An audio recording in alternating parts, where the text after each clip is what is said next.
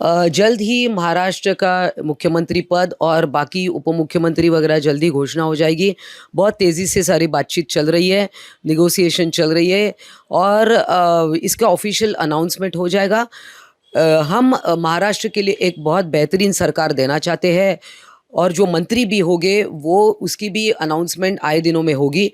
जैसे कि माननीय एकनाथ जी शिंदे, इन्होंने 2 दिन पहले ही प्रेस कॉन्फ्रेंस ली थी ठाणे के उनके निवास स्थान से और उन्होंने ये सारा पिक्चर क्लियर कर दिया और माननीय मोदी जी पर और अमित शाह जी पर ये सारा निर्णय छोड़ दिया है। शिवसेना एक महत्वपूर्ण घटक पक्ष है एनडीए का और ऐसा होने के वजह से कुछ बातें जो है महाराष्ट्र के हित में अच्छी तरह से हो, क्योंकि जो हमने मैनिफेस्टो में कहा है वो सारी बातें हम इम्प्लीमेंट करना चाहते हैं और 1-2 दिन में ये सारी अनाउंसमेंट हो जाएगी। देखिए, इसका जवाब तो मैं भी नहीं दे सकती हूँ, मगर आने वाले 1-2 दिन में ये हो जाएगा। उनकी सरकार आने की संभावना तो थी नहीं, अगर गलती से भी आ जाती तो महीना भर वो लड़ाई करते रहते थे, क्योंकि चुनाव के पहले जब सीट शेयरिंग हो रहा था तब भी उनकी लड़ाई सामने सामने देखी, एक दूसरे के कैंडिडेट गिराने की वो कोशिश कर रहे थे। और दूसरी बात, 3 महीने पहले से ही चुनाव के उद्धव ठाकरे बहुत उत्सुक थे कि उनको मुख्यमंत्री पद का उम्मीदवार चेहरा घोषित किया जाए, वो नहीं हुआ। नाना पटोले जो सिर्फ 200 मतों से जीते हैं, वो तो सूट बूट तैयार करके एकदम बिल्कुल रेडी थे कि शपथ लेने के लिए, मगर ऐसा कुछ भी नहीं हुआ।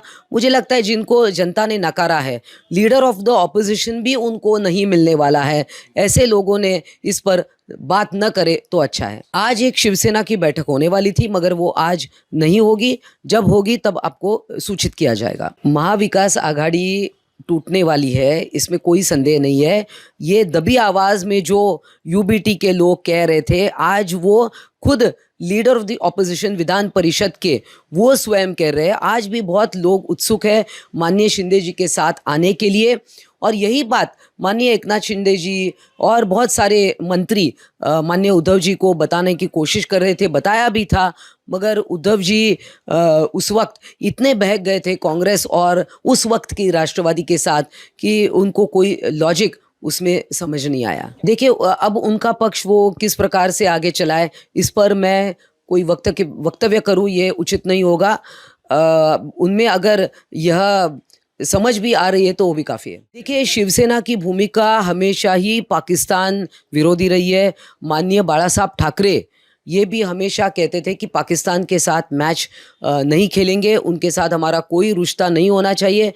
अब ये कि इसके ऊपर कुछ बात करना अब पॉसिबल नहीं है।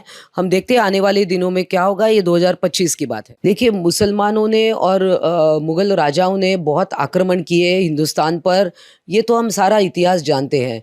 ऐसी जगह है कि जहाँ पर पहले मंदिर थे, फिर उसको तुड़वाया। मुग़ल आक्रमणकारी जो थे उन्होंने बहुत सारे मंदिर डिस्ट्रॉय किए हैं, बहुत सारे इलीगल ऑक्यूपाई करके रखे हैं।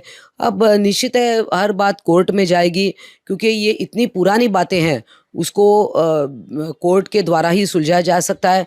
जिस प्रकार राम मंदिर का मुद्दा सुप्रीम कोर्ट के द्वारा सुलझ गया, ऐसे भी अन्य जो मामले हैं वो भी सुलझाए जाएंगे। देखिए, इस प्रकार जुडिशरी पे आरोप लगाना ये गलत बात है, न्यायिक व्यवस्था पर उंगली उठाना ये गलत बात है। आपको अगर कुछ कहना है तो आप कोर्ट जा सकते हैं। निश्चित है चर्चाएं तो हो रही है, अब क्या चर्चा हुई है और उसका क्या नतीजा है 1-2 दिन में पता चलेगा। देखिए, संपर्क में तो हमारे लीडर्स के साथ कुछ है, मगर उस पर कौन है क्या है ये अभी बताना मुमकिन नहीं होगा।